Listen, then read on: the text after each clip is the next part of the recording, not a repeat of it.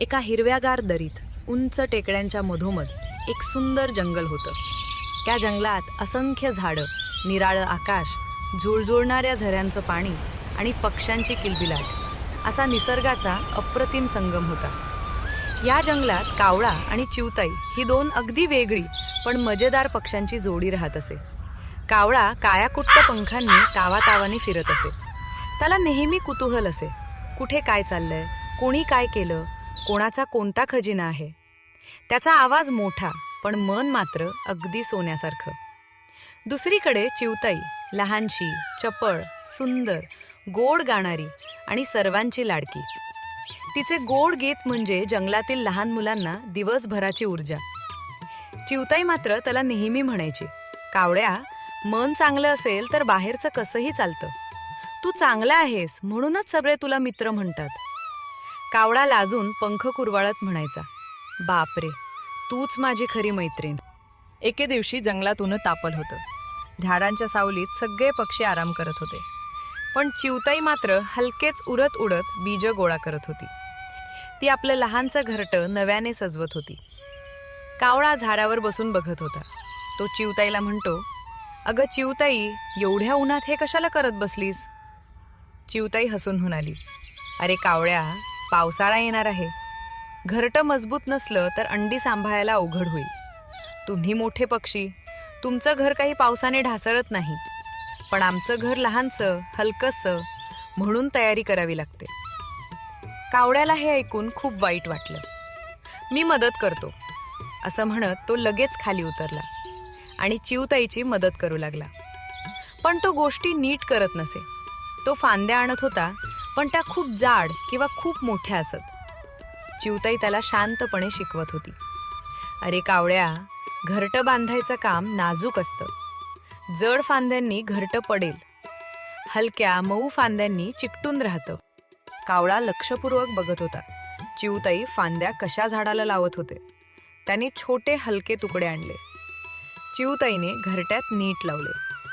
थोड्या वेळात कावळाही चपखल फांद्या शोधू लागला. तो खुश झाला, कारण त्याच्या मदतीने चिवताईचं घरटं सुटसुटीत, सुंदर आणि पक्क होत होतं.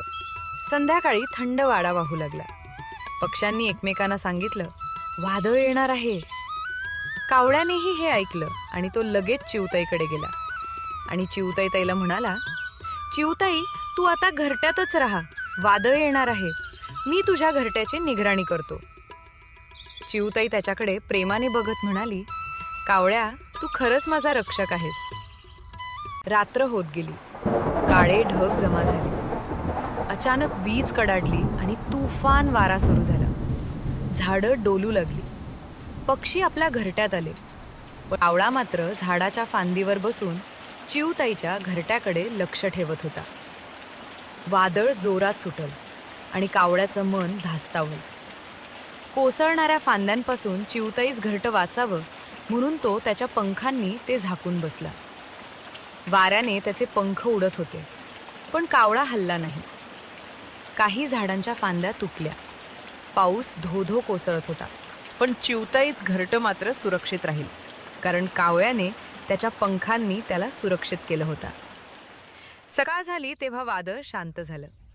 जंगलात ओलाव्याचा सुंदर सुगंध पसरला. चिवताई घरट्यातून बाहेर आली.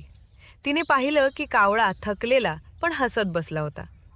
कावळ्या, तू अख्खी रात्र माझ्या घरट्याला सांभाळत बसलास? कावळा लाजून म्हणाला, माझी मैत्रीण अडचणीत असताना मी झोपू कसा? तू छोट्या पंखांची आहेस, तुझं घरटं हलकं आहे, म्हणून मी झाकून बसलो. चिवताईचे डोळे अश्रूने भरून आले. तू खूप मोठं काम केलं. सगळे म्हणतात कावळा काळाकुट्ट असतो म्हणून वाईट असतो, पण मी तुला ओळखते. तू मनानं खूपच सुंदर आहेस. कावळा आनंदाने चिवचिवला. त्याचं मन भरून आलं. दिवसभरानं सगळे पक्षी जंगलात भेटले. चिवताईने जे घडलं ते सर्वांना सांगितलं. इतर पक्ष्यांनी कावळ्याकडे पाहत कौतुकाने नवाजलं. तो झाडावरून खाली आला आणि म्हणाला, मैत्रीत केलेलं काम कधी मोजलं जात नाही. ती तर आपली जबाबदारी असते. चिवताईने गोडशी गाणं गाऊन त्याचं आभार मानलं. कावळा कान ताणून ऐकत होता. कावळा आणि चिवताईची मैत्री सगळ्यांना एकच गोष्ट शिकून गेली, कधीकधी बाहेरचा रंग, रूप, आवाज महत्वाचा नसतो. मनाची सुंदरता, दिलेलं प्रेम आणि निस्वार्थ मैत्री हेच खरे रत्न असतात. आपण दिसायला वेगळे असलो तरी एकमेकांना मदत केली तर समाज सुंदर होतो.